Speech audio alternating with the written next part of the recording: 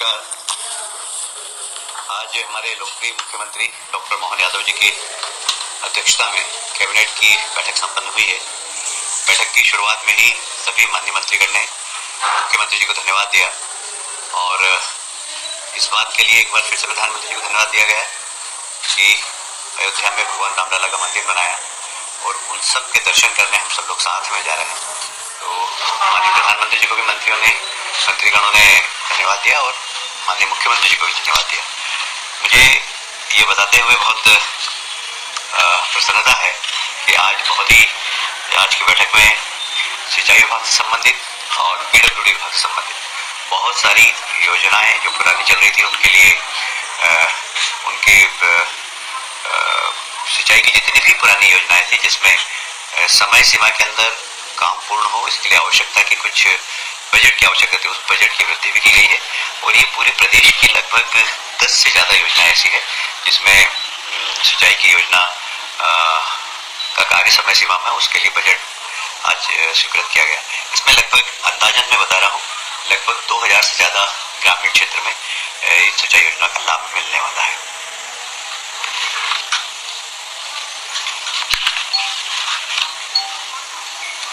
अभी जो call centre चल रहा है हमारा 100 नंबर का, वह बड़ी महत्वपूर्ण काम कर रहा है समाज के अंदर। समय के अंदर गाड़ियाँ पहुँचे ये बहुत ज़रूरी है, इसकी मॉनिटरिंग भी बहुत अच्छी है और लगभग ऐसा अंदाज लगा कि 92% सक्सेस रेट है कि समय सीमा के अंदर हमारी गाड़ियाँ पहुँच रही है। पर इसका भी अभी जो कंपनी काम कर रही है PVG इंडिया लिमिटेड, उनका भी उनके टेंडर की समय सीमा पूरी हो गई थी, किंतु आगामी टेंडर निकालना है उसमें लगभग 6 माह का समय लगेगा, इसलिए इसकी 6 माह की सीमा बढ़ाई गई है और दुरुस्त कैसे हो इसके ऊपर एक कार्य योजना भी बनी है।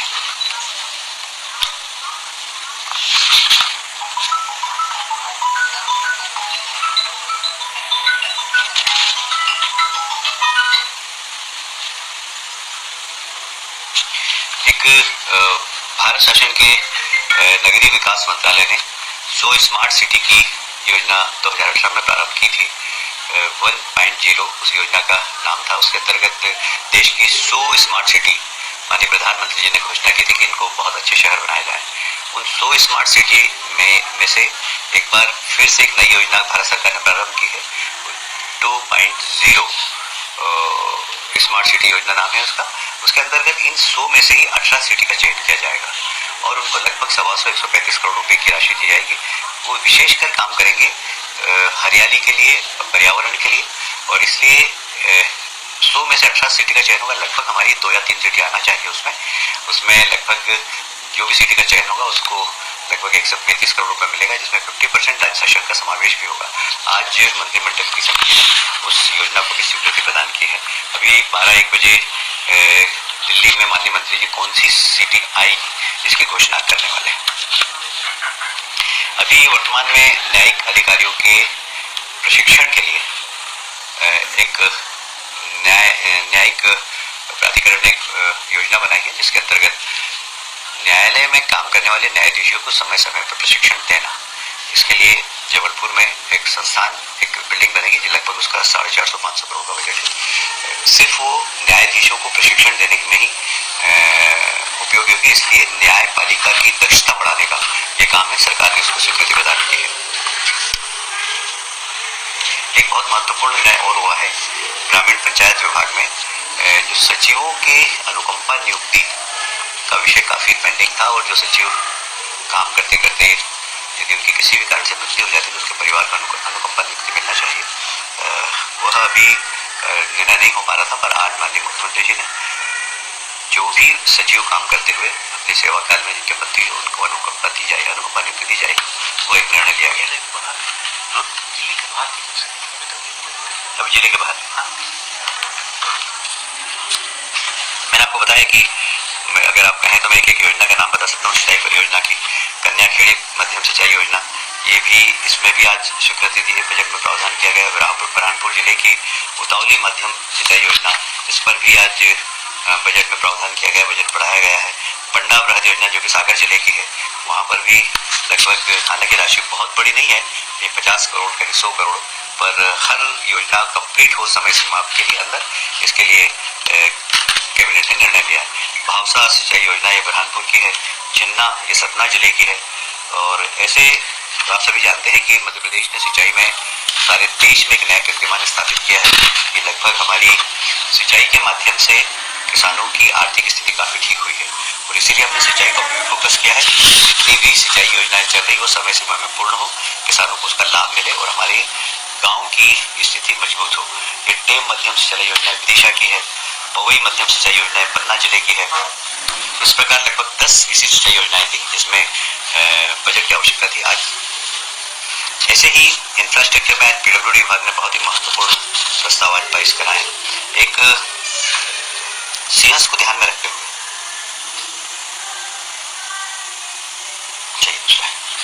देखिए, न्यू डेवलपमेंट बैंक के माध्यम से लगभग 5000 करोड़ का लोन लेकर प्रदेश के विभिन्न जिलों की वे सड़कें जिनकी बहुत दुर्दशा है, उसमें मेजर डिस्ट्रिक्ट रोड भी है और स्टेट हाईवे भी है, उन सबको बनाने के लिए 2 लेन 4 लेन इस प्रकार की सड़कें बनेगी।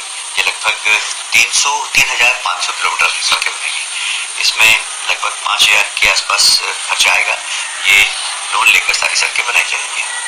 शहडोल जिले की व्यवहारी में रिंग रोड बनाना ये बहुत जरूरी था, क्योंकि वहाँ पर हमेशा ट्रैफिक जाम रहता है, रीवा जाने के लिए भी और सीधे जाने के लिए भी। वो एक ऐसा क्षेत्र है जहाँ पर हमेशा आवागमन में काफी तकलीफ होती है। तो वहाँ पर एक 27 किलोमीटर का रिंग रोड आज मंजूर किया है। लगभग उसकी लागत होगी 147 करोड़ के आसपास। जबलपुर जिले में ही नर्मदा नदी पर एक झूला पुल, हालांकि इस झूला पुल में कैबिनेट ने निर्देश दिए कि इस झूला पुल के आसपास झूला पुल बन जाए, उसके बाद पर्यावरण ठीक हो, नदी संरक्षण ठीक हो, इसकी चेतावनी के साथ ये पुल की इजाजत दी गई है। इसमें 60 करोड़ रुपए पहले लग चुका है। ये लगभग 177 करोड़ की योजना है। इसको भी आज कैबिनेट ने मंजूरी प्रदान की है।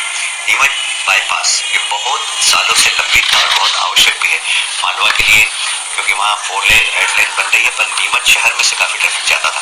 तो ये ट्रैफिक नीमच शहर का ट्रैफिक को ठीक करने के लिए, नीमच शहर का प्रेशर कम करने के लिए नीमच बाईपास का निर्माण किया गया है। ये किया जाएगा। ये 21 किलोमीटर का होगा और इसमें लगभग 111 करोड़ रुपए की लागत होगी।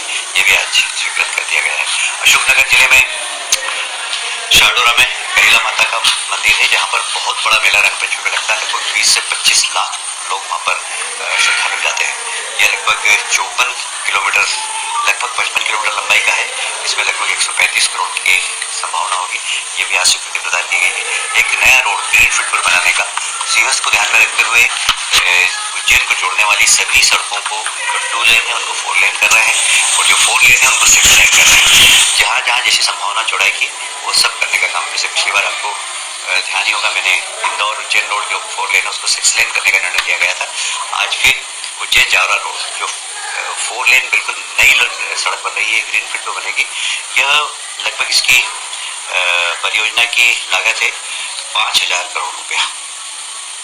इससे सड़क के बाद फिर वहाँ पर उस पूरे इलाके के अंदर एक कमर्शियल और औद्योगिक क्षेत्र भी बनाने की योजना है। अपने आप बन जाता है, जहाँ पर सड़क निर्माण होती है वहाँ कमर्शियल एक्टिविटीज चालू हो जाती है। तो यह रोड तो सिर्फ 500 करोड़ का, पर मुझे लगता है कि मोर देन 50,000 करोड़ के वहाँ पर इन्वेस्टमेंट आएंगे, जिससे कि बहुत अच्छा प्राइवेट है। नहीं, सड़क तो 5000 करोड़ की है। अच्छा, 500 करोड़ 5000 करोड़ की है। लगभग इसमें मुझे लगता है कि आसपास जो कमर्शियल एक्टिविटीज होगी वो 50,000 से 1 लाख करोड़ के आसपास के होना चाहिए। इतना इसका कमर्शियल एरिया इस क्षेत्र के अंदर पड़ेगा।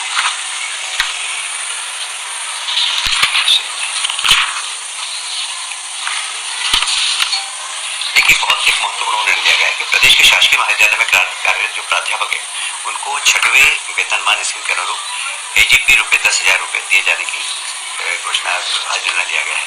वास्तव में जब इन प्राध्यापकों को 10,000 रुपये अतिरिक्त 6वें वेतनमान का मिल जाएगा, जिससे इनका अपग्रेडेशन हो जाएगा और ये अपने अंडर में फिर विद्यार्थियों को पीएचडी भी करवा सकते हैं। तो अभी जो प्रोफेसर्स पीएचडी करा रहे हैं उनकी संख्या कम है, उनके पास बहुत वर्कलोड होगा। पर ये जब लगभग मेरा ख्याल है इसमें इसमें लगभग मोर देन 2000 ऐसे प्रोफेसर होंगे जिसको इसका लाभ मिलेगा। तो 2000 प्रोफेसर्स ऐसे होंगे मध्य प्रदेश के अंदर जो पीएचडी कराने के लिए अधिकृत हो जाएंगे, जिससे हमारे यहाँ पीएचडी करने वाले विद्यार्थियों की संख्या भी बढ़ेगी। तो ये भी फायदा है कि ये आगे कुलगुरु बनने की योग्यता भी इनको मिल जाएगी। प्रदेश में एक और बहुत ही महत्वपूर्ण निर्णय हुआ है। प्रदेश में पीपीपी मोड पर मेडिकल कॉलेज की स्थापना। लगभग इसमें सरकार इन्वेस्टमेंट करने वाले को जमीन उपलब्ध कराएगी। जमीन का जो भी कलेक्टर रेट होगा उसके अनुसार उसको राशि देना पड़ेगी और लगभग उसमें वैसे ऐसा माना जाता है कि हॉस्पिटल और मेडिकल कॉलेज बनाते हैं तो लगभग 500 करोड़ का खर्चा आता है, पर उसमें इन्वेस्टमेंट कम हो इन्वेस्टर का, इसलिए जिला अस्पताल हम उसी को दे देंगे। जिसे अस्पताल बनाने की जरूरत है उसको मेडिकल कॉलेज से ही उसका काम चल जाएगा। उसमें शर्तें डाली गई कि मेडिकल कॉलेज का भी जिला अस्पताल में जितना स्टाफ है उसकी सैलरी वो प्रदान करेंगे। कुल मिलाकर जब हॉस्पिटल बन जाएगा और मेडिकल कॉलेज बन जाएगा तो उसमें 75% पे सिर्फ गरीबों को देना पड़ेगा, 25% वो कमर्शियल उसका यूज कर सकेंगे। तो ये एक बहुत महत्वपूर्ण योजना है जिसमें कि हमारा मेडिकल इंफ्रास्ट्रक्चर और मेडिकल सर्विस दोनों ही मध्य प्रदेश में अच्छी हो, और इसके लिए बहुत लगभग इस पर हमारी 1 घंटे चर्चा हुई और एक बहुत ही महत्वाकांक्षी निर्णय सरकार की ओर से दिया गया है। कुछ ऐसा है कि जहाँ पर अभी मेडिकल कॉलेज नहीं है वहाँ पर जो मेडिकल कॉलेज सरकार चाहती है कि हर जिले के अंदर मेडिकल कॉलेज हो। मेडिकल कॉलेज होता है तो उसके लिए हॉस्पिटल कंपलसरी होता है। हॉस्पिटल कंपलसरी होता है तो वो हॉस्पिटल अभी हमारे पास हर जिले के अंदर जिला अस्पताल है, वो हॉस्पिटल उसको दे देंगे जिससे उसका इन्वेस्टमेंट कम और वो ज़्यादा से ज़्यादा अच्छी सेवा कर सके। ठीक है जी।